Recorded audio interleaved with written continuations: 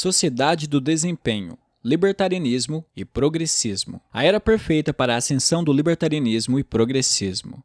Este é o Visão Libertária, sua fonte de informações descentralizadas e distribuídas. Antes de começar o texto, preciso fazer alguns anúncios.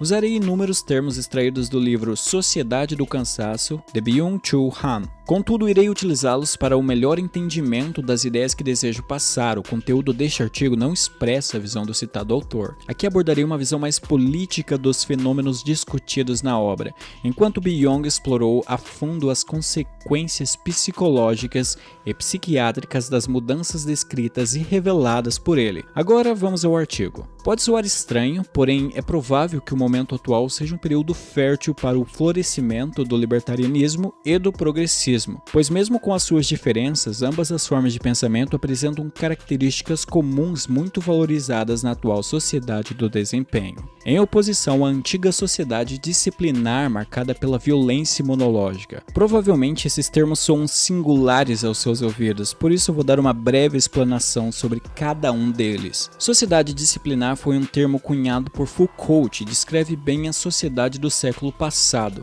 marcadas pela opressão, pelo sentimento de dever, por proibições e por uma negatividade da ação.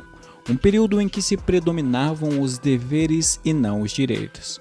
Um período em que um certo tipo de violência se destacou, a violência imunológica. Esse termo denomina uma forma específica de funcionamento das relações sociais, fazendo uma comparação com o sistema imunológico, mas para entendermos como essa violência funciona, precisamos antes compreender como funciona o próprio mecanismo de defesa imunológico. O sistema imunológico atua principalmente no reconhecimento do próprio e do não próprio, marcada por uma forte ação defensiva contra aquilo que não é próprio, que não é reconhecido pelo corpo como sendo parte sua. O estranho é um inimigo e deve ser completamente dizimado. Este é o funcionamento básico das defesas biológicas e da violência imunológica, ambas baseadas na identificação do próximo como um estranho, um inimigo e que aqueles diferentes do padrão social devem ser eliminados. Um pensamento que facilmente se enquadra no contexto da Guerra Fria. Com o fim desse período e a mudança de século, o mundo se enquadrou em um novo contexto classificado como a sociedade do desempenho, onde o dever foi substituído por direito e a expressão "Yes, we can" tornou-se o mantra da geração. Nessa sociedade, somos afligidos por um excesso de positividade. A liberdade torna-se um desejo absoluto e um individualismo assola a psique social. Não somos mais sujeitos do dever, mas seguimos o nosso próprio chamado e aspirações. A positividade nesta nova era não faz oposição ao pessimismo, a uma visão de mundo mais desbotada e desolada. O termo se refere, na verdade, ao agir, a capacidade de desempenhar ações sem bloqueios, impedimentos ou opressões. Entendo como muitos podem se sentir confusos com a afirmação de que a sociedade atual é marcada pela liberdade e individualismo, quando o que vemos são notícias e mais notícias sobre inúmeras leis restringindo nossas liberdades e sobre manifestações sociais pedindo por uma incessante presença estatal em cada situação da vida cotidiana. Porém, devemos ver além destes preâmbulos e nos aprofundar no comportamento moderno. Um primeiro sinal desta mudança de paradigma é a inversão da hierarquia política, ao menos teoricamente. Enquanto os líderes de antigamente eram vistos como enviados divinos ou a própria representação de uma nação ou império, os políticos atuais são tratados como representantes do povo, que foram colocados nas suas posições para proporcionar voz à população. Como se diz popularmente, os políticos são funcionários a serviço do povo, embora essa expressão não contenha muita verdade prática. Agora, como explicar o crescimento das bolhas sociais? Uma aparente consequência da violência onde o próximo tende a ser um estranho. Como explicar nos fecharmos dentro de um círculo de conhecidos? A bem da verdade, o aparecimento dessas fissuras sociais só poderia surgir num contexto em que o próximo é apenas um diferente e não um inimigo. Observem os conflitos travados entre girondinos e jacobinos na Revolução Francesa, entre bolcheviques e mancheviques no período da Revolução Russa, ou entre os confederados e a União na Guerra Civil Americana. Todos esses embates foram sangrentos e brutais, levando à morte milhões de pessoas. Compare então as disputas atuais entre a esquerda e a direita brasileira ou os republicanos e democratas nos Estados Unidos. O embate é teórico e a munição é a propaganda. Por isso, o fenômeno das bolhas sociais só poderia ocorrer na magnitude que presenciamos no período contemporâneo. Caso contrário, as bolhas iriam frequentemente se digladiar e uma a uma explodirem em um pandemônio de tensões sociais. Além disso, a influência e o controle governamental têm mais características reguladoras e não mais constritoras. Eles são, em teoria, forjados para manejar a liberdade individual da maneira devida. As leis e emendas são vistas como protetoras da liberdade na mente da maioria das pessoas, apesar de, na verdade, reduzi-la. Infelizmente, as pessoas não percebem como o sacrifício da liberdade em prol da segurança acaba acarretando, inevitavelmente, na perda das duas coisas. Na sociedade do desempenho, o político é o representante do povo, o seu rival eleitoral um companheiro de serviço e, em vez de deveres, nos afogamos em direitos. Eis o terreno fértil para o florescer dos libertários e dos progressistas. É fácil compreender o porquê da ascensão libertária em um mundo onde pleiteamos a liberdade e o próximo não é mais visto como inimigo, mas apenas como um diferente. Os libertários reconhecem que o Estado é o último bastião da coerção, o último elo na corrente que aprisiona a verdadeira liberdade e que o direito à propriedade privada é o direito máximo a ser alcançado. Mas então, por qual motivo os progressistas são favorecidos por um período que deveria rechaçá-los? O ponto principal advém de o período atual ter substituído o mantra dos deveres do século passado, pertencente à sociedade do controle, pelo mantra dos direitos da nossa sociedade do desempenho. Enquanto os libertários reconhecem que nenhum direito real pode coexistir com o Estado, a outra ala acredita que, assim como fora o poder estatal o responsável pela instauração dos deveres, ele deve ser a mesma entidade responsável por fazer valer todos os inúmeros novos direitos almejados por todos. Indo mais a fundo no fenômeno, é possível observar que os movimentos mais progressistas também possuem grande enfoque na liberdade social, ou seja, na liberdade comportamental apoiando pautas LGBTs. Liberação das drogas ou a diminuição do poder policial, essas pautas possuem a semelhança de buscarem aumentar a positividade social, ou seja, de retirarem restrições e proibições a tais comportamentos. Mas e a diminuição da liberdade de expressão? Como ela poderia se encaixar aqui?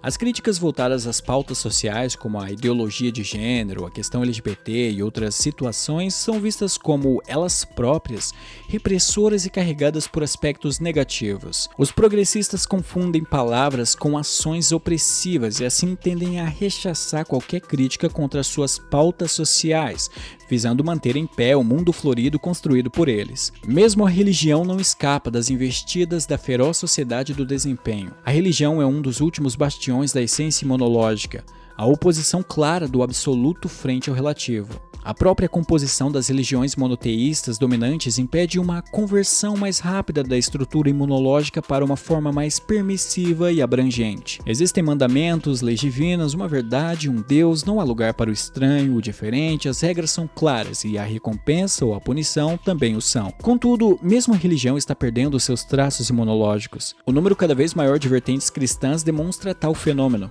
Além de estranhos movimentos como a Marcha de Mulheres Cristãs em apoio ao aborto, as declarações recentes do Papa sobre o casamento gay e uma crescente onda de ecumenismo cristão. Interessante observar que tantas mudanças surgiram no contexto cultural atual, onde enfatizamos tanto a questão de direitos e liberdade. Definitivamente, o período contemporâneo foi o que nos proporcionou tamanhas mudanças na estrutura de instituições milenares. Devo fazer um adendo aqui. Sei como muitos devem colocar os motivos por tais mudanças em fenômenos como o avanço do progressismo e do chamado marxismo cultural. Não posso negar as suas influências atuais, contudo, se um avanço tão avassalador fora possível e mudanças tão profundas ocorreram, isso só pode se dar pelo estado psicológico atual. A liberdade e a independência marcam este período. Em teoria, somos os nossos próprios mestres e as ideologias mais adaptadas ao momento irão florescer. A marcha das mulheres cristãs em prol do aborto surgiu como um fenômeno da nossa época. Não for uma pura conspiração marxista, mesmo que essa ideologia possa ter influenciado. O mesmo vale para outros movimentos culturais modernos. Não estou negando uma influência mais obscura sobre esses movimentos, contudo, tenho meus receios ao resumir tudo em teorias conspiratórias. É mais provável que os movimentos sociais contemporâneos surjam por uma aglutinação social específica da nossa época devido a um psicológico coletivo influente do que por uma entidade comandando toda a trama da sociedade. Resumirei brevemente o apanhado geral das ideias para facilitar o entendimento. As sociedades antigas, principalmente as do século passado, devido à Guerra Fria, foram marcadas pela violência imunológica, ou seja, o reconhecimento do estranho como um inimigo. Além disso, tínhamos uma sociedade do controle, tendo um enfoque na disciplina e nos deveres, com o predomínio da negatividade, com restrições e opressões. Entramos em um novo paradigma atualmente. Abandonamos a antiga violência e vemos o próximo como um outro, não mais como um inimigo. Somos a sociedade do desempenho, permeada por slogans de positividade e permissividade. Os políticos são nossos representantes, liberdade e produtividade são os objetivos últimos da nossa existência e nos afogamos em direitos. A sociedade do desempenho, com seu enfoque na liberdade, atrai dois públicos numerosos: os libertários e os progressistas, dois movimentos com enfoque na liberdade, contudo com visões opostas quanto ao papel do Estado nessa nova sociedade e a sua compatibilidade nela. E qual a importância dessas informações? Bem, devemos conhecer o movimento histórico para perceber o devido entendimento da psique social e assim maximizar a maneira com a qual falamos com o público e traçar linhas claras sobre os pontos mais importantes a serem priorizados. O momento mudará novamente em breve e assim entraremos em um novo paradigma social. Devemos, portanto, aproveitar o momento e favorecer o crescimento da liberdade o máximo que pudermos. O livro citado, Sociedade do Cansaço, aborda o tema sobre um ponto de vista mais psicológico e patológico, com enfoque nas psicopatologias, as quais predominam em nosso período, sendo elas depressão, síndrome de burnout, transtorno de déficit de atenção e a hiperatividade. Certamente é uma ótima recomendação de leitura para quem deseja se aprofundar no tema e estudar sobre as possíveis patologias predominantes em um ambiente libertário, o que daria um ótimo tema para um futuro vídeo. Obrigado por sua audiência. Esse artigo foi sugerido e escrito por Guy Jin, revisado por Luiz Edilé e narrado por Alexander Bard. Se você gostou deste vídeo, clique no ícone de curtir abaixo e compartilhe o vídeo em sua rede social. Se você deseja ser notificado de outros vídeos, clique em se inscrever e depois no ícone da campainha. Até a próxima!